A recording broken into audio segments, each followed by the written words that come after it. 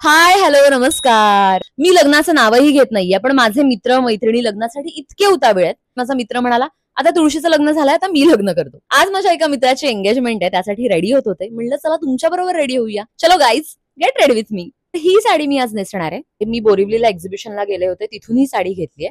हे मी जे लावते ते फॉक्सटेलचं सिरम आहे. आधीच सांगते, हे कुठल्याही प्रकारचं पेड कोलॅबरेशन नाहीये. जस्ट जेन्युइन रिव्ह्यूज द्यायचे आहेत म्हणून हा व्हिडिओ करते. सो व्हिडिओ शेवटपर्यंत नक्की बघा.